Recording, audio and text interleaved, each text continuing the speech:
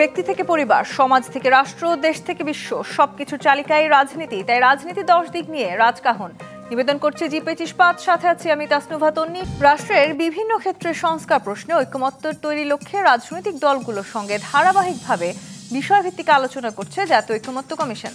আলোচনার পর আলোচনা হলেও এখনো বেশ কিছু গুরুত্বপূর্ণ সাংবিধানিক সংস্কার প্রশ্নে ঐকমত্যে পৌঁছাতে পারেনি দলগুলো।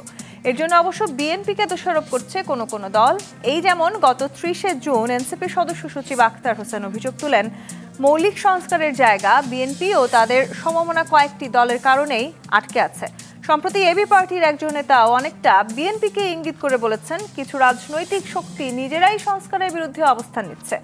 এমন অভিযোগের প্রতিক্রিয়ায় বিএনপি আজ আনুষ্ঠানিক সংবাদ সম্মেলন করে বলেছে, সংস্কারের বিষয়ে বিএনপি অঙ্গীকারবদ্ধ হলেও একটি মহল অত্যন্ত পরিকল্পিতভাবে বিএনপিকে সংস্কার বিরোধী বলে প্রচার করার অপচেষ্টা চালাচ্ছে। দলটির দাবি, অনেক বিষয়ে ছাড় দিয়ে হলেও একমত হয়ে কমিশনের ঐকমত্য প্রতিষ্ঠার প্রয়াসকে সহযোগিতা করে চলছে বিএনপি। তাই দলটি পাল্টা অভিযোগ, যারা নির্বাচন বিলম্ব করতে চায় তারাই বিএনপিকে নিয়ে এই অপপ্রচার যুক্ত হয়েছে।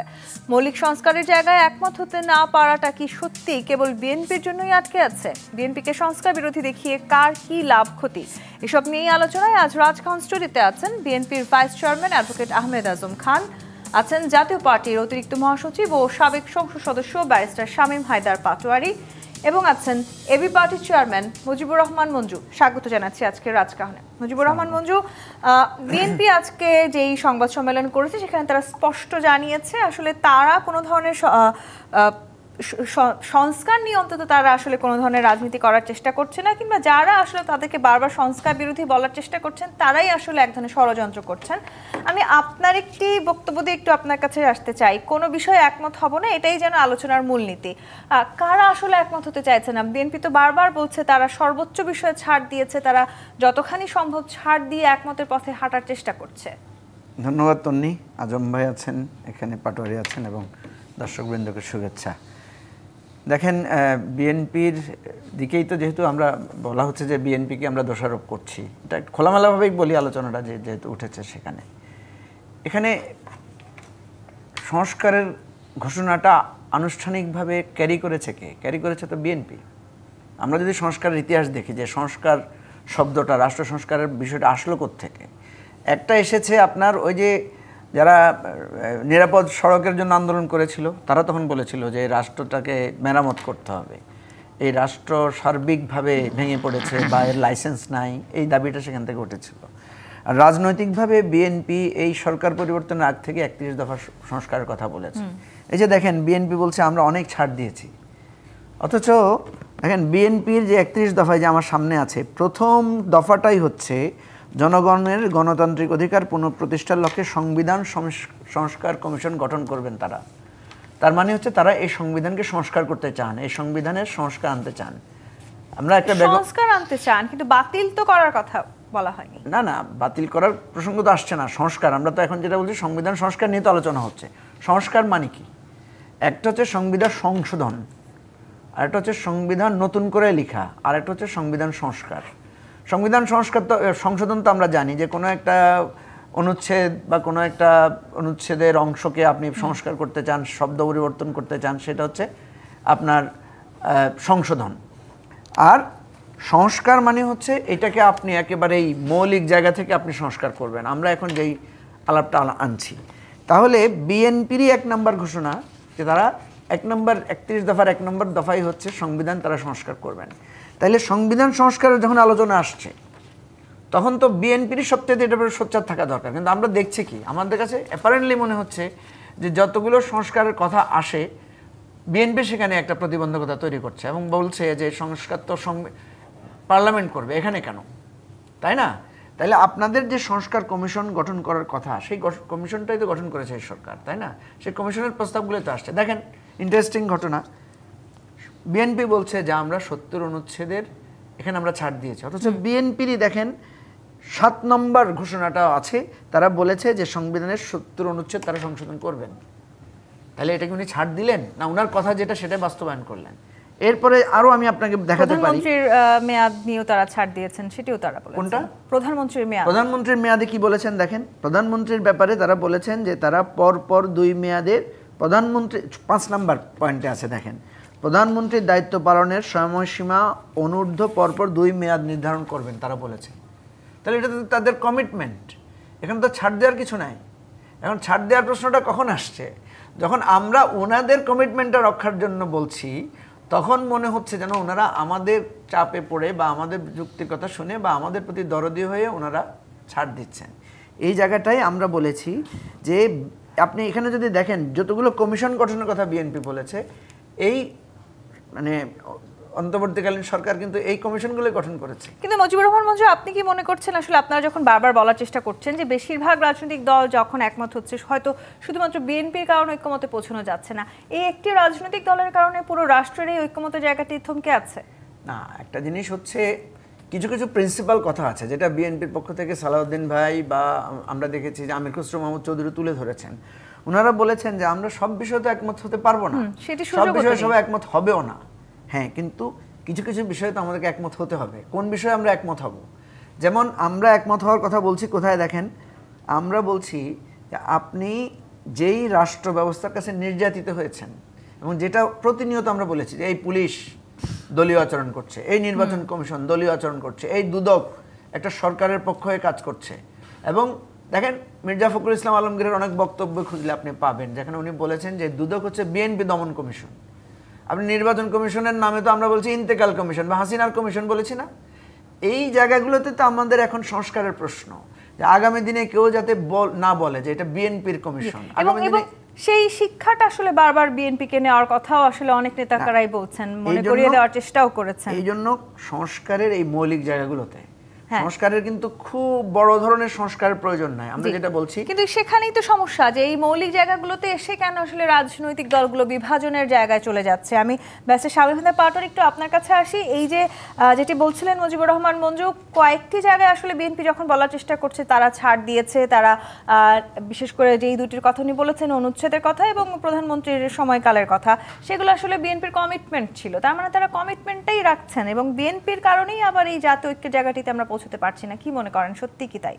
না, দেখুন, বিএনপি তো সবচেয়ে বড় দল ওখানে, ডেফিনেটলি তারা একাই যতটুকু জনসমর্থন হোল্ড করে, বাকি সব দল মিলেও অ্যাপারেন্টলি এই পরিমাণ জনসমর্থন হোল্ড করে না। এখন বিএনপিও যদি 1 মিনিট বলে, অন্যরাও 1 মিনিট বলে, বিএনপিও 1 ভোট অন্যরাও 1 ভোট, তাহলে তো এটা গণতন্ত্র হলো না। কিন্তু কাঠামোটা ওইভাবেই করা হয়েছে এবং সেখানেই আমার একটা ক্ষুদ্র উর্বর মস্তিষ্কে একটি সন্দেহ জাগে। দেশটি 2 ভাগে ভাগ হয়ে 3 ভাগে ভাগ হয়ে গেছে। যারা আর কি বিগত সময় আন্দোলনে ছিল মোরললেস, তাদের একটা অংশ যথাসময় ইলেকশন চাচ্ছে, একটা অংশ ইলেকশন চাচ্ছে না, তারা হ্যাপি, কারণ তারা প্রশাসন, পুলিশ সব জায়গায় তাদের প্রভাব রাখতে পারছে, ট্রান্সফার করতে পারছে, পোস্টিং করতে পারছে, ক্ষমতা দেখাতে পারছে, দাপট দেখাতে পারছে, সরকারে না থেকেও সরকারে আছে।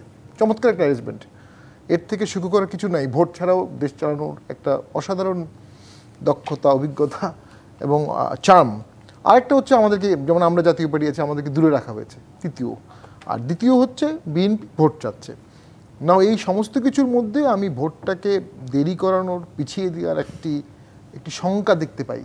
এই শঙ্কার পিছনে বিএনপি দেখতে পাচ্ছে এবং যত দিন যাচ্ছে এটি বাড়ছে। গতকাল এবারে নির্বাচনে আমরা জামায়াতে দুঃখিত জাতীয় পার্টির সাথে বিএনপির আবারও কোনো জোটবদ্ধ হওয়ার কোনো সম্ভাবনা দেখতে? সেটার কোনো সম্ভাবনা এখনো তৈরি হয়নি। কিন্তু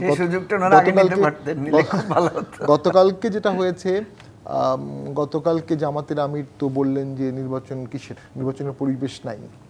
তো গণতান্ত্রিক দল মানেই তো নির্বাচন করবে, আজ হোক কাল হোক, একটু দেরি হতে পারে বাট করবে না। আমি যেটা ফিল করছি, এই সব কিছুর মাঝখানে করিডোর একটা ইস্যু আসছিল, যেটা কিন্তু যুদ্ধ অবস্থা, ইলেকশন পিছিয়ে দেওয়া, এই ধরনের একটা প্রেক্ষাপট। আবার জাতিসংঘ একটা 3 বছর মেয়াদি একটা হিউম্যান রাইটস অফিস করছে, যে ধরনের অফিস পাকিস্তানে ডিনাই করা হয়েছে, আফগানিস্তানে ডিনাই করা হয়েছে। সাধারণত যুদ্ধপ্রবণ এলাকাতেই এই ধরনের একটা অফিস করা হয়। হঠাৎ করে এই ইউএন অফিসটা বাংলাদেশে করাটা আমি মনে করি বেশ চিন্তার উদ্রেক করছে যে কেন এটা প্রয়োজন হচ্ছে। এটা একটা সংস্কার নিয়ে যেটা বলবো, দেশের যৌক্তিক সংস্কার করতে কোনো রাজনৈতিক দলের কোনো আপত্তি থাকার কোনো কারণ নাই। মোডাসটা আগে সংস্কার না আগে ভোট। আপনি ভোট ছাড়া সংস্কার করবেন কিভাবে? বর্তমানে যে সংস্কারগুলো করছেন সেগুলো আসলে সাংবিধানিকভাবে রূপ দেওয়াই বা হবে কি করে নির্বাচন ছাড়া? এটার জন্য আলটিমেটলি জনগণের ভোটের ইলেক্টেড গভর্নমেন্টের উপরই ছেড়ে দিতে হবে। তবে যেমন দ্বিকক্ষ বিশিষ্ট আইনসভা, এটা অলরেডি সেটেলড হয়ে গেছে। কিন্তু শাহেদ পাটোয়ারি, নির্বাচন হতে হলে অন্তত যে মৌলিক সংস্কারগুলো দরকার সেইখানটাতেই তো আসলে বিরোধটা বাড়ছে বারবার। নির্বাচন হতে গেলে কোনো মৌলিক সংস্কার দরকার নাই, একটা নিরপেক্ষ আমলাতন্ত্র দরকার, সদিচ্ছা দরকার, আর কিচ্ছু না। রাজনৈতিক দলগুলো সদিচ্ছা দরকার। হ্যাঁ, এখন মাঠে গিয়ে দেখা যাবে সেখানে হয়তো বা কোনো একটি দল অতিরিক্ত, আর সেনাবাহিনী, যদি সেনাবাহিনী মাঠে সক্রিয়ভাবে কাজ করে, আমরা দেখেছি তারা মোটামুটি সুষ্ঠু ভোট করতে পারে। যে সদিচ্ছার কথা আপনি বলছেন অ্যাডভোকেট আহমেদ আজম খান, সেই সদিচ্ছা যেমন সরকারের প্রয়োজন আছে, নির্বাচন কমিশনের প্রয়োজন আছে, আইন শৃঙ্খলা বাহিনীর প্রয়োজন আছে, তেমনি রাজনৈতিক দলগুলোরও তো অবশ্যই প্রয়োজন আছে। বিএনপি আসলে যখন বারবার বলার চেষ্টা করছে তারা সংস্কারের ক্ষেত্রে সর্বোচ্চ ছাড় দিয়েছে এই অন্তর্বর্তী সরকারকে কিংবা এই সংস্কার কমিশনকে, সেই সময় এনসিপি, এবি পার্টি কিংবা জামায়াত ইসলামীর সাথে ইসলামিক দলগুলোও একমত হচ্ছে যে তারা আসলে বারবার বলার চেষ্টা করছে বিভিন্ন ইস্যুতে তাদের সাথে আপনাদের এক ধরনের ব্যবধান বাড়ছে, এবং এই যে মৌলিক ঐক্যের জায়গাটিতে আমরা পৌঁছতে পারছি না, সেটি দায়ভার কি আসলে শুধুই বিএনপির? ধন্যবাদ আপনাকে। ধন্যবাদ মঞ্জু ভাই, ব্যারিস্টার শামীম হায়দার পাটোয়ারি, স্বাগতম সম্মানিত দর্শক। দেখুন, আমরা গণঅভ্যুত্থানের কিন্তু 11 মাস পেরুতে যাচ্ছি। এই 11 মাসে আমরা শুধু সংস্কার সংস্কার সংস্কার বলছি। এই সংস্কার নিয়ে যে আলোচনাগুলো হয়েছে, যে আলোচনাগুলোতে আমরা একমত হয়েছি, সেগুলোও কিন্তু এখনও ইমপ্লিমেন্টেশনের জন্য আমরা কোনো উদ্যোগ দেখছি না। অথচ বলা হচ্ছে যে বিচার এবং সংস্কার না হলে আমরা নির্বাচনে যাব না। কখনো কখনো কেউ কেউ বলছে, সেটিও তো বলা হচ্ছে যে সেগুলো আপনাদের কমিটমেন্ট ছিল, আপনারা ছাড় দেন। শুনুন, আমাদের কমিটমেন্ট ছিল না যে ওই 2 টার্মের জন্য প্রধানমন্ত্রী থাকতে পারবে না, এটা আমাদের কমিটমেন্ট ছিল না। আমরা কিন্তু ছাড় দিয়েছি, এরকমভাবে অনেক কিছুই আমরা ছাড় দিয়েছি। আর ঐক্যমত্য কমিশনে আলোচনা করে একরকম, আর বাইরে এসে বক্তব্য রাখেন আরেক রকম। এটা আমাদের কাছে খুব অবাক লাগে। যেমন ঐক্যমত্য কমিশনে আলোচনা হয়েছে যে নিম্নকক্ষে কোনো পিআর সিস্টেম থাকবে না, পিআর সিস্টেমটা থাকবে উচ্চকক্ষে। বাইরে এসে আমরা বিভিন্ন সভা সমাবেশে কতিপয় রাজনৈতিক দলকে দেখতে পাচ্ছি, তারা বলছে যে না, পিআর পদ্ধতি ছাড়া আমরা নির্বাচনে যাব না। অথচ ঐক্যমত্য কমিশনে কিন্তু সেরকম আলোচনা হয়নি। ওখানে একমত হওয়া গেছে যে হ্যাঁ, নিম্নপক্ষে না, উচ্চ কক্ষে। বিএনপি 2 টার্ম প্রধানমন্ত্রী পদে এক ব্যক্তি থাকতে পারবে, তার বাইরে থাকতে পারবে না। এখানেও কিন্তু বিএনপি ছাড় দিয়েছে, যেটা ছাড় দেবার কথা না। আপনি দেখুন, ভারতে কি সেটা আছে, আপনি দেখুন ইংল্যান্ডে কি সেটা আছে, অস্ট্রেলিয়াকে সেটা আছে। আমরা এখনই কি করে ওই মিগের গতিতে আকাশে চলে যেতে চাই যে কোথাও থাকুক আর না থাকুক আমরা পিআর পদ্ধতিতে চলে যাব। পিআর পদ্ধতি এখনও বাংলাদেশের মানুষের কাছে সম্পূর্ণ অজানা। আমরাই পিআর পদ্ধতি সম্পর্কে সবটুকু জানি না। এখনও আমাদের স্থানীয় সরকার ব্যবস্থা কোনোভাবেই ডেভেলপ করেনি। স্থানীয় সরকার ব্যবস্থা ডেভেলপ না করলে পিআর পদ্ধতি দিলে ওই কেউ তো তখন কোনো সীমানার এমপি থাকবেন না। তাহলে স্থানীয় সরকার নির্বাচন নিয়েও তো আপনাদের সাথে অন্যান্য রাজনৈতিক দলের দূরত্ব বাড়ছে। না না, তা তো বাড়বেই, কারণ আমরা 17 বছর আন্দোলন করেছি, রক্ত দিয়েছি, 7 লক্ষ না, এটা যদি বলতে চান তাহলে আমরা ছাড়া কতিপয় রাজনৈতিক দলের কতিপয় আন্দোলন ছিল। মূলতই আন্দোলন ছিল বিএনপির। অনেক রাজনৈতিক দলকে দেখেছি যে তারা আওয়ামী লীগে, ছাত্র লীগে, যুবলীগে নেতা হয়েছেন, 5ই অগাস্টের পরে বলছেন না আমরা তো অমুক দল করি, ওখানে লুকিয়েছিলাম। আমরা লুকোচুরি করি নাই, সরাসরি সরকারের বিরুদ্ধে আন্দোলন করেছি, গুম হয়েছি, খুন হয়েছি, 7 লক্ষ নেতাকর্মীর বিরুদ্ধে আন্দোলন, কিন্তু আমরা আপোষ করি নাই।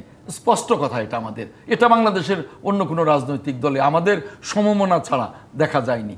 অতএব এগুলো বলে লাভ নাই।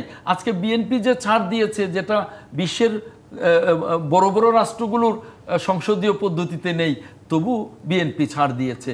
বিএনপি অনেক জায়গায় সংবিধান সংস্কারের কথা মঞ্জু ভাই বলেছেন, সংবিধান সংস্কারে আমরা অনেক ছাড় দিয়েছি।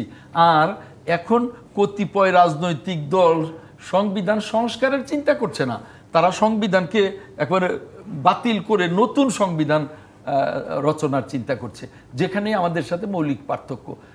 এবং আমি একটা জিনিস বলবো, ঐক্যমত্য কমিশনে যদি আমরা সকল কিছুতেই একমত হয়ে যাই তাহলে তো গণতন্ত্রের দরকার নেই, তাহলে বাকশালের মতো একদল হলেই চললো। আমাদের তো এক একজনের এক এক মতামত থাকবেই এবং সেই মতামত নিয়ে আমরা জনগণের কাছে যাব। জনগণ যাদেরকে ভোট দেবে তারাই ক্ষমতায় যাবে এবং বিরোধী দলে যাবে। হ্যাঁ, বারবার যে ইস্যুগুলো সামনে আনা হচ্ছে সেটি আসলে ইচ্ছাকৃতভাবে কিনা? মুজিবুর রহমান মঞ্জু যে অভিযোগ অ্যাডভোকেট আহমেদ আজম খান করলেন যে কমিশনে যখন আলোচনা হয় তখন আসলে এক ধরনের কথা বলেন, রাজনৈতিক নেতারা বেরিয়ে এসে বলেন ভিন্ন কথা। আবার এই জায়গাগুলোকে আসলে সত্যি তার মানে বিএনপিকে চাপে রাখার জন্য নানান রকম আপনাদের এক ধরনের রাজনৈতিক কোনো কৌশল কিনা? না, একটা কথা হচ্ছে যে ওখানে কি আলোচনা হচ্ছে সেটা কিন্তু লাইভ যাচ্ছে, বাংলাদেশ টেলিভিশনে লাইভ দেখানো হচ্ছে, কারা কি বলছে ওখানে কিন্তু বোঝা যাচ্ছে। পরিবর্তন করার সুযোগ নাই, এক নাম্বার কথা। 2 নম্বর কথা হচ্ছে ওখানে কিন্তু কমিশন এসে আবার বক্তব্য দিচ্ছে। সুতরাং কেউ যদি ওরকম বলেও থাকে, বলতে পারে, যেটা আজম ভাই বলেছেন যে কেউ হয়তো এই ধরনের কথা বলতে পারে, এটা যার যার ব্যাপার এবং এটা উচিত না। কেউ যদি ভিতরে একরকম বলে বাইরে একরকম বলে, এটা অনুচিত। কিন্তু কথা হচ্ছে আপনি সেটা তো ধরতে পারছেন, কারণ এখন যেটা হচ্ছে বিটিভি থেকে আমরা কে কি সেখানে বলছি, ইভেন কে ঘুমাচ্ছে, কে কার দিকে তাকিয়ে কি বলছে সেটা পর্যন্ত লাইভে চলে আসছে। আর কমিশন অফিসিয়ালি জানাচ্ছে যে কি হচ্ছে। কমিশন কিন্তু অফিসিয়ালি বলেছে যে তারা অনেকগুলো দল একমত হয়েছে, একটা জায়গায় এসে আটকে যাচ্ছে বিষয়গুলো। আটকে যাচ্ছে কেন? আটকে যাচ্ছে বলতে কমিশন আসলে চাচ্ছে যে সবাই একমত হোক। এখানে ওই যেটা আজম ভাই বলেছেন যে বা যেটা পাটোয়ারি বলেছেন যে এখানে ভাগ করা হচ্ছে যে কার ভোট বেশি, তার বিষয়টা কিন্তু এরকম না। এখানে ওইটা গেলে কিন্তু আবার নতুন বিতর্ক তৈরি হবে, কারণ এখানে তো কে কত বেশি সমর্থন, কোন দল বেশি, কার পক্ষে সমর্থন বেশি, এটা জানার জন্য তো আপনাকে আবার ভোটাভুটি করতে হবে। যেমন দেখবেন যে একটা দল কিন্তু স্পষ্ট করে দাবি তুলেছে যে গণভোট দিতে হবে। তাইলে আপনি যখনই বলবেন যে কার পক্ষে লোক বেশি, এটা বোঝানোর জন্য তো আপনাকে গণভোট ছাড়া তো উপায় নাই। সুতরাং ওই বিতর্কে না গিয়ে আমাদেরকে যেটা মনে রাখতে হবে যে প্রত্যেকটা জিনিসে ঐক্যমত্যে পৌঁছাতে হলে কাউকে না কাউকে স্যাক্রিফাইস করতে হবে। এই প্রশ্নটা আমি করতে চাইছিলাম মুজিবুর রহমান মঞ্জু, আপনারা আসলে বিএনপির কাছে যে ধরনের ছাড় প্রত্যাশা করছেন, আপনারা নিজেরা ততখানি ছাড় কি আসলে দিচ্ছেন ঐক্যমত্যের জন্য? হ্যাঁ, দিয়েছি তো। যেমন ধর আপনি যদি আমাকে প্রশ্ন করেন, আমরা দ্বিকক্ষ বিশিষ্ট পার্লামেন্টের বিপক্ষে ছিলাম এবং আমাদের স্ট্রং আর্গুমেন্ট ছিল। আমরা বলেছি দ্বিকক্ষ বিশিষ্ট পার্লামেন্টের জন্য বাংলাদেশ এখনো প্রস্তুত না। আর দ্বিকক্ষ বিশিষ্ট পার্লামেন্টে যেটা হবে, আমাদের যেটা হয়েছিল আগে নারী আসনগুলোতে, সেভাবে নারীদেরকে পদায়ন না করে নারীদেরকে বাছাই করা হয়েছে এক ধরনের আপনার পুনর্বাসন প্রক্রিয়া হিসেবে। আমরা এবারও বলেছি যে এই দ্বিকক্ষ বিশিষ্ট পার্লামেন্টে পুনর্বাসন প্রক্রিয়া যাতে না যায়। তার মানে আপনারা নানান ইস্যুতে ছাড় দিচ্ছেন। অ্যাডভোকেট আহমেদ আজম খান, শুধুমাত্র বিএনপি বড় রাজনৈতিক দল বলে কি আসলে এই রাজনৈতিক চাপ যে আপনাদের কি সবচাইতে বেশি ছাড় দিতে হবে, কিংবা আপনারা আসলে এই মুহূর্তে সংস্কার চাইছেন না, দ্রুততম সময়ের মধ্যে ক্ষমতায় আসার জন্য শুধুমাত্র নির্বাচন প্রত্যাশা করছেন? আমি আপনার উত্তর নিব। একটি বিরতি নিয়ে ফিরতে চাই। জি25 প্রাথমিক রাজকাহন থেকে বিরতি নিয়ে ফিরছি, সাথেই থাকুন। আমন্ত্রণ আরো একবার জি25 প্রাথমিক রাজকাহন। অ্যাডভোকেট আহমেদ আজম খান, প্রশ্ন রেখে বিরতিতে গিয়েছিলাম। মির্জা ফখরুল ইসলাম আলমগীর অভিযোগ করেছেন নতুন নতুন প্রস্তাব এনে সময় নষ্ট করা হচ্ছে, বড় রাজনৈতিক দল হিসেবে আপনাদেরকে নানান ইস্যু নিয়ে আসলে চাপে রাখা হচ্ছে। সেই অভিযোগ বিএনপি প্রায়শই করছে। আবার অন্যান্য রাজনৈতিক দলগুলো বলার চেষ্টা করছে দ্রুততম সময়ের মধ্যে নির্বাচন করে ক্ষমতায় আসতে পারবে বিএনপি, এবং সেটির কারণেই তারা সংস্কার ছাড়াই নির্বাচন চায়। সংস্কার ছাড়াই আসলে নির্বাচন করে শুধু ক্ষমতায় আসতে চাইছেন আপনারা। দেখুন, বিএনপি তো সংস্কারের কথা বলছে। 2017 সালে ম্যাডাম খালেদা জিয়া ভিশন 2030-র মাধ্যমে সংস্কার কর্মসূচি জাতির সামনে উপস্থাপন করেন। তারপরে 2022 সালে আমাদের নেতা জনাব তারেক রহমান জাতির সামনে উপস্থাপন করেন 27 দফা। এরপরে আসলো 31 দফা। তো সংস্কারের বিষয় তো বিএনপি প্রথম থেকে কাজ করছে, অন্য কোনো দল কি বলতে পারবে? এবং বিএনপির সাথে যারা সমমনা তারা বলতে পারবে, এর বাইরে কি কেউ বলতে পারবে? এই কথাটা আপনারা গাদ্দারির লক্ষণ দেখাচ্ছেন, আওয়ামী ফ্যাসিবাদের পুনরাবৃত্তির ইঙ্গিত দিচ্ছেন। এগুলো বলার মানেই হলো নির্বাচনটাকে দূরে ঠেলে দেওয়ার চেষ্টা, নির্বাচনটা না করার চেষ্টা। ওই যে যেমন শামীম হায়দার পাটোয়ারি বলছেন যে নির্বাচন তারা চাইবে কেন? তারা তো এখন ক্ষমতার স্বাদ নিচ্ছে, ক্ষমতার সম্মান নিচ্ছে। নির্বাচনটা হলে তো এই ক্ষমতার স্বাদটা থাকবে না। তারা তো বিরোধী দল, অথবা কোনো দল হয়তো 1, 2, 5টা আসনও পাবে কিনা সন্দেহ আছে। তারা এখন সরাসরি ক্ষমতায়, তারা এখন কিংস পার্টি। অতএব তারা এই কথাগুলো বলছে। দেখুন, এই যে বিএনপি বলছে যে বিএনপি সংস্কার ছাড়া নির্বাচনের, প্রত্যেকটা সংস্কার তো বাস্তবায়িত হবে যতদিন থেকে নির্বাচনের পরেও বাস্তবায়িত হবে। এখন তো বাস্তবায়ন শুরুই হচ্ছে না, 11 মাস কিন্তু চলে যাচ্ছে। আর এই যে কালকে একটা রাজনৈতিক দল বলছে যে ফেব্রুয়ারিতে নির্বাচনে আপত্তি না থাকলেও যেন তেন নির্বাচন চাই না। বিএনপি কি যেন তেন নির্বাচনের কথা কখনো বলেছে? আচ্ছা আপনি দেখুন তো 1991 27 ফেব্রুয়ারি যে নির্বাচনটা হলো, এরশাদ সরকারের পতনের পর ওই গণ অভ্যুত্থানের পরে 3 মাস পরে নির্বাচন হয়েছিল জাস্টিস শাহাবুদ্দিনের নেতৃত্বে। উনি তখন কেয়ারটেকার চিফ ছিলেন। ওই নির্বাচন কিন্তু বাংলাদেশের সকল মানুষের জন্য গ্রহণযোগ্য একটা নির্বাচন ছিল। আর এখন এই গণ অভ্যুত্থানের পরে 11 মাস চলে গেছে, আরও 7 মাস বাকি, অর্থাৎ 18 মাসের পরে 19 মাসের মাথায় নির্বাচন হবে। এটা কেন তাড়াহুড়ো হবে? এটা কেন যেন তেন নির্বাচন হবে? বিএনপি যেন তেন নির্বাচন চায়, সেজন্যই তো সেই সংস্কারটি সবাই চায়। সংস্কার তো আমরা সবার আগে চাই, এবং সংস্কারে শুনুন, এটা গণতান্ত্রিক দেশ, একদলীয় দেশ না। সংস্কারে 100 ভাগই একমত হবে সেটা তো কেউ তো 90 ভাগ তো মোটামুটি সকলেই একমত। এই 90 ভাগের বাস্তবায়ন শুরু হয়েছে কিনা, না কালক্ষেপণ হচ্ছে?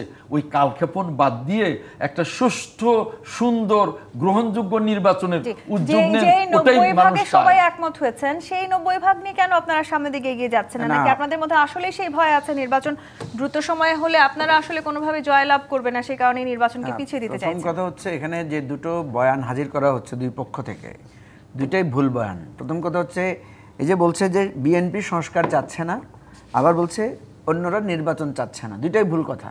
কারণ কেউ নির্বাচন চায় না এটাও বলে নাই, এবং বিএনপি কিন্তু বারবার বলছে আমরা সংস্কার চাই না, এটা সত্য না, আমরা সংস্কার চাই, আমরা সংস্কারের কথা বলেছি। সুতরাং এই অভিযোগটা দুই পক্ষকে একটা ভুল অভিযোগে অভিযুক্ত করছে। কারণ আপনি দেখবেন যে নির্বাচনে কিন্তু একটা টাইম ফ্রেম আমাদের কাছে এখন ফিক্সড হয়ে আসছে। আগে ছিল ডিসেম্বর টু জুন, এখন এটা এসে ঠেকেছে ফেব্রুয়ারি টু এপ্রিল। সো ফেব্রুয়ারির দিকেই ইন্ডিকেশনটা বেশি, এবং সবাই অনেকটা একমত ফেব্রুয়ারির দিকে। এখন এইখানে সংস্কারের যে জিনিসগুলো উঠে এসেছে, সংস্কারের আলোকগুলো কিন্তু চলছে এবং একমতের জায়গায় আস্তে আস্তে পৌঁছাচ্ছে। আপনি তো দেখেছেন গত পরশু দিনের যে এর আগের দিনে যে মিটিং ছিল, সেখানে অনেকগুলোতে একমত হয়েছেন ওনারা, আরও দুই একটা জায়গায় একমত হয়েছেন। একটা জায়গায় যেখানে দুটো জায়গায় এসে আটকে আছে, গুরুত্বপূর্ণ যে দুটো, একটা হচ্ছে আপার হাউসে পিআর সিস্টেমটা, আরেকটা আটকে আছে সাংবিধানিক পদগুলোতে নিয়োগের কমিটির ব্যাপারটা। পিআর পদ্ধতি নির্বাচনের জন্য আদৌ কি আসলে বাংলাদেশের রাজনীতি এখন না, পিআর পদ্ধতিটা আপনাকে আমি পরিষ্কার করে বলি। পিআর, যে আপনি যে বলছেন না যে আপনারা কতটুকু ছাড় দিয়েছেন, আমরা কিন্তু প্রথমে পিআর এর পক্ষে ছিলাম ওভারঅল। পরে কমিশনের সাথে যখন আমাদের আলোচনা হয়েছে, তখন আমরা ভাগ করে নিয়েছি যে লোয়ার হাউসে ফার্স্ট পাস দি পোস্ট হবে, আপার হাউসে পিআর হবে। আপনি যদি দুটোটাতে ফার্স্ট পাস দি পোস্টে করেন ইলেকশন, তাহলে যেটা দাঁড়াবে যে আলাদা করে আপার হাউসের আর কোনো গুরুত্ব থাকবে না, একই রকমেরই প্রতিচ্ছবি হবে, এবং লোয়ার হাউস যা বলবে আপার হাউসও তা বলবে, একই ধরনের প্রতিনিধিত্ব থাকবে। সুতরাং সেই জন্য আমরা চেকস অ্যান্ড ব্যালেন্সের জন্য বলেছি যে লোয়ার হাউসে আমরা ছাড় দিলাম, ঠিক আছে, সেখানে আগের যথারীতি নিয়মে ভোট হবে, আপার হাউসটাতে আপনি পিআর করেন। এখন বিএনপি এই আপার হাউসের পিআরটা মেনে নিলেই তো হলো। এখানে তো সবকিছু আসলে বিএনপিকেই মেনে নিতে হচ্ছে। না, বিএনপিকে আমি তো আপনাকে বলছি সবকিছু বিএনপিকে মেনে নেওয়ার বিষয় না। তাহলে আপনাকে তো ছাড় যাওয়ার বিষয়টা কেন আসতেছে? আপনি যদি মনে করতেন যে সবটাই পিআর, আরেকটা হচ্ছে সবটাই ফার্স্ট পাস দি পোস্ট, ঠিক আছে, আমরা তো এই জন্য বলছি মাঝামাঝিটা মানেন। আমরা তো বলছি না যে বিএনপিকে সব মানতে হবে, আমরা তো বলছি যে আপনি একটা জায়গায় ছাড় দেন। এখন দেখেন, প্রশ্ন যদি এটা আসে যে ঠিক আছে পিআর কারা কারা চান, কত % লোকেরা চান, তাহলে তো আপনাকে এখানে একটা ভোটাভুটিতে যেতে হবে। আমরা তো দেখছি যে বেশিরভাগ লোকেরা পিআর চাচ্ছে। এখন কেন চাচ্ছে? সত্যিকার অর্থে বাংলাদেশের বেশিরভাগ সাধারণ জনগণ পিআর পদ্ধতি বোঝেন বলে আপনারা মনে করেন? আমি আপনাকে সেটাই বলছি। এটা আপনাকে যাচাই করবেন কিভাবে? যাচাই করতে হলে তো আপনাকে কোনো একটা প্রসেসে যাইতে হবে, একটা জরিপে যাইতে হবে, আপনাকে একটা ভোটাভুটিতে যাইতে হবে, আদার দিন তো বোঝা যাবে না। সেজন্য বলছি যে আপনি, এই জন্যই তো আমরা বলছি ফুল পিআর এখন সম্ভব না। আমরা বলছি যে লোয়ার হাউসে আপনি ফার্স্ট পাস দি পোস্ট থাকেন, আপার হাউসটাতে আপনি পিআরে আসেন। এখন বিএনপি যদি এইটুকুতেই ছাড় না দেয়, তাহলে ওই যে আবার সবাই আগের জায়গায় চলে যাচ্ছে। এখন বলছে ঠিক আছে পিআর দেন। এখন বিএনপি পিআর চাচ্ছে না কেন? বিএনপি তো ভোটে যাচ্ছে, তো পিআরও তো একটা ভোটের পদ্ধতি। তা আপনি যখন ভোট চান, আপনি কিন্তু গণভোট চান না, আপনি কিন্তু পিআর চান না। কেন চান না? আপনি যদি এই যেটা বলেছেন যে আমার বেশি লোক সমর্থন থাকবে, আপনার বেশি লোক সমর্থন, অসুবিধাটা কোথায়? এখন নিশ্চয়ই আপনাকে ওই জায়গায় আপনার একটা কোনো না কোনোভাবে আপনি শঙ্কাবোধ করছেন ঠিক অন্য দলগুলো একই কারণে শঙ্কাবোধ করছে। আপনারাও তো শঙ্কাবোধ করছেন নিশ্চয়ই, সেটিও নির্বাচনকে ঘিরে শঙ্কাবোধ করছেন যে এখন দ্রুততম সময় নির্বাচন হলে হয়তো আপনারা আসলে দ্রুততম সময়ের তো এখানে প্রশ্ন না, এই যে ভুলটা বলছেন, এখানে তো একটা জায়গায় একমত হয়ে গেছে অলরেডি ফেব্রুয়ারি, এটা তো বিএনপিও একমত হয়েছে, সরকারও একমত হয়েছে। নির্বাচনকে পিছিয়ে দেওয়ার এক ধরনের ষড়যন্ত্র। বিএনপি পিছিয়ে দেওয়ার কথা তো কেউ বলে না এখন পর্যন্ত। এই যে আপনি যে এটা বলছেন পিছিয়ে দেওয়ার, আমি বলছি না, বিএনপি আজকে সংবাদ সম্মেলনে আমি তো সেটাই বলছি, এটার জায়গাতে আপনি কোনো প্রমাণ দিতে পারবেন না, কেউ পিছিয়ে দেওয়ার কথা তো বলে নাই। নির্বাচন নিয়ে নানা রকমের কথা বলছে, নানা আইডিয়া বলছে, বিএনপি সন্দেহ করছে যে এই জিনিসগুলোকে এনে নির্বাচনকে পিছিয়ে দেওয়ার চেষ্টা করছে। শামীম হায়দার পাটোয়ারি, এই যে আসলে নানান রকমের ইস্যু সামনে আসছে, যেটি বলছিলেন অ্যাডভোকেট আহমেদ আজম খান, প্রায় 90% বিষয়ে কিন্তু আসলে সব রাজনৈতিক দল একমত হতে পেরেছে। যেই 10% বিষয় আসলে একমত হতে পারছে না, সেগুলো বেশ সংবেদনশীল ইস্যু, রাষ্ট্রীয় গুরুত্বপূর্ণ কিছু দাবি দেওয়া আসলে মেনে নেওয়ার জায়গাটিতে সব রাজনৈতিক দলের মধ্যে বিভেদ বাড়ছে। তার মানে আসলে কি বিএনপিকে সংস্কার বিরোধী দেখিয়ে অন্য কোনো রাজনৈতিক দলের কোনো লাভ ক্ষতি আছে, নাকি অন্যান্য রাজনৈতিক দলগুলো এই মুহূর্তে নির্বাচনকে পিছিয়ে দিতে পারলে তাদের কোনো লাভ ক্ষতি আছে? না, বিভিন্ন অপশন তৈরি করে রাখা হচ্ছে যখন যেটা দরকার সেটা ইউজ করি। দেখুন, পিআর পদ্ধতি কিন্তু এরশাদ স্যার, মানে বাংলাদেশে সিনিয়র পলিটিশিয়ানের মধ্যে এরশাদ স্যার এটা প্রবক্তা ছিলেন, উনি এটা নিয়ে বই লিখেছেন, মানে অনেকের সাথে কথা বলে, এবং এটা প্রেজেন্টও করেছেন। এই মুহূর্তে আমাদের জাতি পিআরের জন্য প্রিপেয়ার্ড না। তবে মঞ্জু ভাইয়ের সাথে আমি একটা বিষয়ে একমত, আপার হাউসের কিন্তু মূল ফাংশনটা হচ্ছে কিছু কিছু আইনের ক্ষেত্রে লোয়ার হাউসকে বাধ্য করা, আইনটাকে রিফর্ম করার জন্য। যদিও পৃথিবীর খুব কম দেশেই আপার হাউস লোয়ার হাউসকে বাইন্ডিং করতে পারে। এপিজেড কালাম 5 বছর রাষ্ট্রপতি ছিলেন, উনি রাষ্ট্রপতি থাকা অবস্থায় 2টো আইন হোল্ড করেছিলেন, দুটোই আবার আপার হাউস কারেকশন করছে ওনাকে খুশি করার জন্য, সাংবিধানিক বাধ্যবাধকতা ছিল না, কিন্তু উনি যদি হোল্ড করেছেন এটা করে দিয়েছে। নাও ফুল পিআর আপার হাউসে না করে এটা মিক্সড করা যেতে পারে, 50% পিআর হবে, আবার কিছু অংশ ওই ফার্স্ট রিপ্রেজেন্টেটিভ হিসেবে আসবে। আর সবচেয়ে বড় কথা, ক্রাইটেরিয়া সেট করা দরকার, আপার হাউসে কারা যাবেন। আপার হাউসে ডাক্তার পাঠাতে হবে, ইঞ্জিনিয়ার পাঠাতে হবে, লয়ার পাঠাতে হবে, ক্রাইটেরিয়া থাকবে, বিচারপতি পাঠাতে হবে, স্পোর্টসম্যান পাঠাতে হবে, অর্থাৎ যারা ট্রেডিশনাল পলিটিক্স করে সরাসরি সাংবাদিক পাঠাতে হবে, সরাসরি ভোটের রাজনীতিতে আসতে ইচ্ছুক না কিন্তু যাদেরকে রাষ্ট্র পরিচালনার প্রয়োজন, এইটার ফিউশনটা করা হবে আপার হাউসে। এবং সেক্ষেত্রে ডেফিনেটলি আমি মনে করি ওই ক্রাইটেরিয়াগুলো সেট করতে হবে। নাও এই জিনিসগুলো কখন হবে, এগুলো সবই তো আমার আপাত দৃষ্টির মধ্যে ভোটের অনেক পরে হবে। অর্থাৎ এখন একটা মোটামুটি কনসেনসাস হবে, দেন ভোট হবে, যদি স্বাভাবিক প্রক্রিয়া থাকে। অস্বাভাবিক প্রক্রিয়া হতে পারে। জায়গাটাতে কেন আসতে পারছি না আমরা বারবার দ্রুততম সময়ের মধ্যে, মানে খুব কাছাকাছি গিয়েও আবার পেছন দিকে ফিরে চলে যেতে হচ্ছে রাজনৈতিক দলগুলোকে। সব ঐক্যমত হলেও নতুন পার্লামেন্ট যা করবে সেটাই তো বাইন্ডিং হবে, এগুলো তো বাইন্ডিং হবে না। এটা কিন্তু ঐক্যমত commission is not a parliament. জি, তার মানে নির্বাচনটাই সবচেয়ে গুরুত্বপূর্ণ। ঐক্যমত কমিশন ইজ নট রিপ্রেজেন্টেটিভ, সব পার্টিকে রিপ্রেজেন্ট করে না। তো ঐক্যমত কমিশন কিন্তু জনগণের সকল অংশের ঐক্যমত না। সো এখানে জাতীয় পার্টিকে ডাকা হয় না, স্বাভাবিকভাবে আওয়ামী লীগকে ডাকা হয় না। তো জনগণের কত পার্সেন্ট ঐক্যমত করছেন আপনি? সেই ঐক্যমতটা টেকসই হবে কতদিন? সো ইভেনচুয়ালি পরবর্তী পার্লামেন্ট আসবে। আচ্ছা, আপনি এই যে বললেন 2 টার্ম প্রাইম মিনিস্টার থাকতে পারবে না, 2 টার্ম থাকার পরে একজন প্রাইম মিনিস্টার যদি চান অ্যামেন্ডমেন্ট করতে পারবেন না সংসদে অ্যামেন্ডমেন্ট দিয়ে? সেখানে রেফারেন্ডাম আনতে পারেন যে এই ধরনের প্রভিশনগুলো চেঞ্জ করতে গেলে হ্যাঁ না ভোট লাগবে, যেটা সংসদে 15 অ্যামেন্ডমেন্টে বাদ দিয়ে দেওয়া হয়েছে। মুজিবুর রহমান মঞ্জু, এই যে এনসিপি কিংবা আসলে এবি পার্টি কিংবা জামায়াতে ইসলামী, তারা আসলে যে রাজনৈতিক দলগুলো আছে তারা সবাই কোথাও না কোথাও গিয়ে একজোট হয়ে বিএনপির বিরুদ্ধে অভিযোগ করছে, বিএনপির বিরুদ্ধে নানান রকমের ষড়যন্ত্র করছে। অভিযোগ তো আপনারা দীর্ঘদিন ধরেই শুনছেন। তাহলে আসলে বিএনপির কিছু জায়গাতে ছাড় দেবার কথা আপনিও বলছিলেন যে বিএনপি ছাড় দিলেই তো হয়, আপনারা যারা আছেন অন্যান্য রাজনৈতিক দল তারাও তো খানিকটা ছাড় দিতে পারেন কিনা? এনসিপি আজকেও বারবার আপনি নিশ্চয়ই দেখেছেন যে তারা বলেছেন বিচারের আগ মুহূর্ত পর্যন্ত তারা আসলে কোনোভাবেই কোনো নির্বাচন দেখতে চান না। কিন্তু নির্বাচন ছাড়া আসলে যে কথা বলছিলেন ব্যারিস্টার শামীম হায়দার পাটোয়ারি, যে সংস্কারগুলো আপনারা চাইছেন, সেই সংস্কারগুলো কি সম্ভব আদৌ বাংলাদেশের জন্য পাকাপোক্তভাবে সেইগুলোর বাস্তবায়ন করা? আমি আসবো আপনার কাছে। আরেকটি বিরতির সময় হয়েছে জি25 প্রাথমিক রাজকাহনে, আরেকটি বিরতি নিয়ে ফিরছি, সাথেই থাকুন। জি25 প্রাথমিক রাজকাহন দেখছেন। মুজিবুর রহমান মঞ্জু, প্রশ্ন রেখে বিরতিতে গিয়েছিলাম। সংস্কার চাইছেন আপনারা, বিএনপি বলছে তারাও সর্বোচ্চ ছাড় দেওয়ার চেষ্টা করছে। আমি যদি তাদের আজকে তারা আসলে যে প্রেস রিলিজ দিয়েছে সেটির দিকে তাকায়, জনপ্রশাসন সংস্কার কমিশনের 238টি সুপারিশের মধ্যে 187টি প্রস্তাবের সঙ্গে বিএনপি একমত হয়েছে। তার মানে অধিকাংশের সাথেই আসলে বিএনপি একমত হয়েছে। এই সংস্কারগুলো বাস্তবায়নেও তো আসলে নির্বাচন দরকার, তাহলে আপনারা আসলে কেন এই 10%-এর জন্য আটকে আছেন? না, আপনি বারবার একটা কথা রিপিট হচ্ছে যে ইলেকশনের সাথে তো এটার কোনো সম্পর্ক নাই। আপনার সংস্কার কমিশনের কাজের যে জায়গাটায় যাচ্ছে এবং সংস্কার কমিশন বাউন্ড যে সে জুলাইয়ের মধ্যে তাকে এই কাজটা শেষ করতে হবে। এখন যেটাকে আপনি বিভেদ বলছেন, এটা কিন্তু একটা প্রক্রিয়া। এই যে আমরা সেখানে সারাদিন আর্গুমেন্ট করছি, তর্ক বিতর্ক করছি, কেউ কাউকে ব্লেম করছি, কেউ এই তর্ক বিতর্কের মধ্য দিয়ে একটা ঐক্যমত জায়গায় পৌঁছাবে। এখন কথা হচ্ছে যদি ঐক্যমত না পৌঁছায় কি হবে? আমরা তো এটাও সিদ্ধান্ত নিয়েছি, কারণ ডক্টর ইউনূস তো বলেছেন যে যেগুলো ঐক্যমত হবে সেগুলোর ভিত্তিতেই জুলাই সনদ হবে। যেগুলো ঐক্যমত হবে না সেগুলো পাবলিকলি জানাই দেওয়া হবে যে এটার সাথে বিএনপি একমত হয় নাই, এটার সাথে এবি পার্টি একমত হয় নাই, এটার সাথে জামাত একমত হয় না, এটা জানাই দেওয়া হবে। এটা তো এমন না যে এটা না হলেই আপনার কিছু হবে না। তাহলে এবি পার্টি এই মুহূর্তে বিএনপির মধ্যে ফ্যাসিজম খুঁজে বের করার চেষ্টা করছে কেন? না, ফ্যাসিজম খুঁজে বের করছে এটা আপনি সঠিক বলছেন না। আমরা যেটা বলছি, আপনাদের নেতা বলেছেন এটা আওয়ামী লীগ ফ্যাসিবাদের পুনরাবৃত্তির ইঙ্গিত। আমরা যেটা বলছি যে এই প্রসেস যদি টিকে থাকে, ধরুন আগে কি হয়েছে, শেখ হাসিনা যাকে চেয়েছে তাকে নির্বাচন কমিশনের প্রধান নির্বাচন করেছেন। এখন আজম খান ভাই যদি কালকে প্রধানমন্ত্রী হন, উনিও যদি একই ক্ষমতা প্রয়োগ করেন, তাহলে উনি ফ্যাসিবাদ হবেন না? এটা হচ্ছে একটা তত্ত্বগত কথা যে আপনি যদি ওই জায়গায় যান, আপনি নিজেকে ফ্যাসিবাদে পরিণত করবেন। এই তাত্ত্বিক কথাটা হচ্ছে আর্গুমেন্টাল সাপোর্ট, যে আমরা মনে করছি যে এই প্রথাগত ব্যবস্থা যদি বজায় থাকে তাহলে যারাই ক্ষমতা আসবে তারা ফ্যাসিবাদ হবে। এখন আসেন, বারবার যে কথাটা ঘুরপাক খাচ্ছে, খুব পরিষ্কার করে বুঝেন, আমরা এখানে সবাই ওই যে 166 বা 280 যা দেওয়া হয়েছে, এখানে ম্যাক্সিমাম জায়গায় সবাই একমত হয়ে গেছে।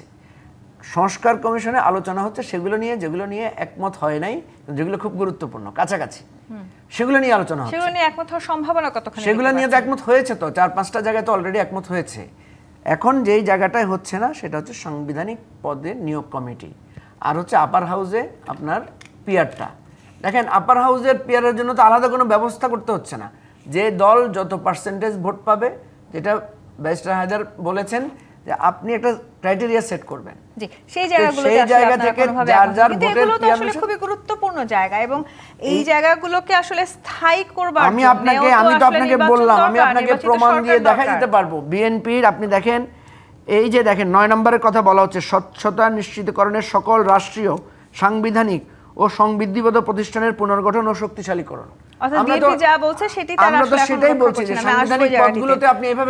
শামীম হায়দার পাটোয়ারি, এই যে সাংবিধানিক জায়গাগুলো নিয়ে আসলে নানানভাবে জটিলতা সৃষ্টি হচ্ছে, এনসিপি, জামায়াতে ইসলামী কিংবা এবি পার্টির মতো যারা রাজনৈতিক দল আছেন তাদের সাথে বিএনপির দূরত্বও বাড়ছে সেই জায়গাগুলো নিয়ে। কিন্তু এই দূরত্বটা যদি আসলে বাড়তে থাকে, কিংবা এভাবে যদি আসলে যেইটুকু অংশ ঐক্যমতে পৌঁছানো যাচ্ছে না, কিংবা যদি আমি বলি যেই নির্বাচন নিয়ে আসলে যে নানানভাবে দ্বিমতে তৈরি হয়েছে, নির্বাচন পিছিয়ে যাওয়ার সম্ভাবনা কতখানি এসবের কারণে? এসব ছোটোখাটো কারণে নির্বাচন পিছাবে না। নির্বাচন পিছাবে ধামাকা কিছু হলে, খুব ভয়ঙ্কর কিছু হলে নির্বাচন পিছাবে, এবং সেটা যে অসম্ভব এমনটাও মনে করি না। দেখেন, আজকেও নাইমুর রহমান দুর্জয়কে আদালতে মব করা হয়েছে এবং পুলিশ তাকে নিয়ে পালিয়েছে। পুলিশ পালিয়েছে সবাইকে নিয়ে, অনেক 50-60 জন পুলিশ ছিল, এরা সবাই তাকে নিয়ে পালিয়ে গেছে আদালত প্রাঙ্গণে। তো এইটা তো একটা স্যাটেলাইট কান্ট্রি হয়ে যাচ্ছে। মালয়েশিয়াতে কেউ জঙ্গি নয়, মাননীয় স্বরাষ্ট্রমন্ত্রী ওপেন বলে দিলেন একদম। দেখুন, 2004 সালেও বলেছিল বাংলা ভাই বলে কেউ নাই, বাংলা ভাই মিডিয়ার সৃষ্টি, তার কিছুদিন পরে 63 জেলায় একসাথে বোম ফুটেছে। নাও পাকিস্তান আফগানিস্তানের জঙ্গিবাদে জড়িয়ে গিয়েছিল, আনপ্রফেশনালি হ্যান্ডেল করেছে, পাকিস্তান দেউলিয়া হয়ে গেছে, রাষ্ট্র হিসাবে ড্রোন অ্যাটাক করেছে আমেরিকা অনেকবার। জঙ্গি ইস্যুতে এক কথায় উত্তর দেওয়া যায় না, একটা কমিটি করে তদন্ত রিপোর্টের ভিত্তিতে ওনার কথা বলা উচিত ছিল বলে আমি মনে করি। আর যেখানে মালয়েশিয়ার আইজিপি নিজে বলেছে যে তারা জঙ্গি, মালয়েশিয়ান গভর্নমেন্ট হোল্ড করেছে তারা জঙ্গি, সেখানে আপনি এক কথায় কীভাবে না করবেন, রিপোর্ট লাগবে। এটা গেলো একটা ইস্যু। আর একটা ইস্যু হচ্ছে ওই যে 57 জন মবে মারা গেছে। হ্যাঁ, এর আগে অনেক লোক গুমে মারা গেছে, অনেক লোক পুলিশের গুলিতে মারা গেছে, খুব দুঃখজনক, কষ্টদায়ক, বেদনাদায়ক সে অধ্যায়গুলো। সেটার কি এখন প্রতিশোধ হবে? বাংলাদেশকে একটা ভেন্ডেটা রিপাবলিক হয়ে যাবে? ভেন্ডেটা রিপাবলিক ভয়ঙ্কর টার্ম, রাষ্ট্র চলবে না। বিপ্লব আন্দোলন আর রাষ্ট্র চালানো এক জিনিস না। এই সমস্যাগুলোরও তো আসলে সংস্কার সবাই খুঁজে বের করবার চেষ্টা করছে। এটা সংস্কার নিয়ে কেউ কথা বলছে না। আর আপনি ইলেকশন নিয়ে কথা বললেন, যখন মব চলবে তখন ইলেকশন হবে কিভাবে? সেখানে আবার স্থানীয় নির্বাচন আগে হবে নাকি জাতীয় নির্বাচন আগে হবে? ভোট কেন্দ্রে তো মব হবে, ভোটের সেন্টারে মব হবে, টিউনো অফিসে মব হবে, ইলেকশন কমিশনে মব হবে। আপনি মবগুলো ঠেকাবেন কিভাবে? দেশ চালানো আর আন্দোলন করা কখনো এক না, দুই স্কিল, দুই ধরনের দক্ষতা নিয়ে চালাতে হবে। আর সাংবিধানিক নিয়োগ কমিটি আর্টিকেল 48-এ বলা আছে, দুটি কাজ ছাড়া সমস্ত কাজ মহামান্য রাষ্ট্রপতি প্রাইম মিনিস্টার অ্যাডভাইসে করবেন, এবং প্রাইম মিনিস্টার রাষ্ট্রপতিকে কি অ্যাডভাইস দিবে এটা কোথাও কোশ্চেন করা যাবে না, কারণ আমরা ওয়েস্টমিনিস্টার ফর্ম অফ গভর্নমেন্ট, কারণ আমরা পার্লামেন্টারি ফর্ম অফ গভর্নমেন্ট, কারণ আমরা prime minister form of government. আমরা কি প্রেসিডেন্সিয়াল ফর্মে যাচ্ছি? তা তো যাচ্ছি না। কিন্তু কোনো কোনো জায়গায় প্রাইম মিনিস্টার যেন শুধুমাত্র সংসদের মেজরিটি দিয়েই সবকিছু করতে না পারে, তার এখানে নিয়োগ কমিটিতে সার্চ কমিটি করতে হবে এগুলোর জন্য। তার মানে আসলে সংস্কার জায়গাটিতে এখনো একমত হওয়ার সুযোগ আছে আমাদের। জি, অ্যাডভোকেট আহমেদ আজম খান, সংস্কার প্রশ্নে বারবার যখন বিএনপি বলার চেষ্টা করছে আপনারা সর্বোচ্চ ছাড় দিচ্ছেন, সে আসলে অন্যরা কতখানি ছাড় দিচ্ছে সেটি বিএনপি কি দেখার চেষ্টা করেছে? আসলে তো বিএনপি কে কতটুকু ছাড় দিল সেটা তার দলের বিষয়। বিএনপি কতটুকু ছাড় দিয়েছে সেটাই বিএনপি বলার চেষ্টা করেছে। আর এখানে 100% ছাড় হলে এটা তো গণতান্ত্রিক দেশ হবে না, তাহলে তো একদলীয় শাসনের দেশ হবে। এটা বিএনপি আশাও করে না, কাজেই বিএনপি তার স্বচ্ছতা বজায় রাখে। তাহলে আপনাদেরকে সংস্কার বিরোধী দেখিয়ে অন্য রাজনৈতিক দলগুলো লাভটা কি? লাভটা হলো নির্বাচনটাকে পিছিয়ে দেয়। যেমন একটা রাজনৈতিক দল তারা বেশিরভাগ আসনে নমিনেশন দিয়েছে, তাদের আমি এলাকায় গেলে তাদের পোস্টার দেখি, ব্যানার দেখি, অথচ তারা গতকালকেও বলেছে, আজকেও বলেছে স্থানীয় নির্বাচন আগে দিতে হবে। এটা একটা এক ধরনের মানে বহুমুখিতা, এক ধরনের প্রতারণার সামিল জনগণের সাথে। আবার আরেকটি রাজনৈতিক দল নতুন, যাদের এখনো নিবন্ধনই হয়নি, তারা শাপলা চেয়ে বসে আছে। শাপলা হলো একটা জাতীয় ফুল, এই জাতীয় ফুল তো একটা দলেরকে কোনোভাবেই দেয়া যাবে না, এইটা নিয়ে বসে আছে, তাদেরকে এটা দিতেই হবে। তো এই যে অন্যায় আবদার, আবার তারা বলছে কি আগে বিচার, তারপরে সংস্কার, তারপরে নির্বাচন। তার মানে আগামী 25 বছরেও নির্বাচন না, কারণ বিচার তো একটা চলমান প্রক্রিয়া, এটা তো শেষ হতে 15-20 বছর লাগবে, তারপরে সংস্কার। তাহলে বিএনপি পাচ্ছে দীর্ঘদিন যদি নির্বাচন না হয়? পাচ্ছে না। বিএনপি স্পষ্ট বলেছে যে এই কতিপয় রাজনৈতিক দল তারা নির্বাচনকে পেছানোর জন্য এই তালবাহানাগুলো শুরু করে দিয়েছে। এগুলো গভীর ষড়যন্ত্রের ফসল আমরা মনে করি, কারণ দেশটা যতক্ষণ নির্বাচনে না যাবে ততক্ষণ গণতন্ত্রায়নে যাবে না। আর গণতন্ত্রায়নে না গেলে আজকে যেমন বিনিয়োগের পরিমাণ শূন্যতে ঠেকেছে, আজকে যেমন অর্থনৈতিক মন্দা বা স্থবিরতা আছে, আজকে যেমন মানে বিচার ব্যবস্থা বা আইন শৃঙ্খলা পরিস্থিতির মধ্যে এক ধরনের স্থবিরতা এবং আতঙ্ক, যে শামীম হায়দার পাটোয়ারি যেটা বললেন যে আজকেও মব সন্ত্রাসের জন্য দুর্জয়কে নিয়ে পালিয়ে গেছে পুলিশ, এই জিনিসগুলো একটা শান্তিপূর্ণ সুষ্ঠু রাষ্ট্র ব্যবস্থা তৈরি করতে হলে নির্বাচিত সরকার দরকার, গণতান্ত্রিক সরকার দরকার, যেটা তারা চায় না, কারণ তারা এমনি ক্ষমতায় আছে। ধন্যবাদ অ্যাডভোকেট আহমেদ আজম খান, ব্যারিস্টার শামীম হায়দার পাটোয়ারি, মুজিবুর রহমান মঞ্জু আজকে রাজকাহন সময় দেওয়ার জন্য। দর্শক, আজকের মতো বিদায় নিয়েছি। জি25 রাজকাহন থেকে ফিরবো আগামীকাল রাত 10টায় নতুন রাজকাহন নিয়ে। এবিসির সঙ্গেই থাকুন।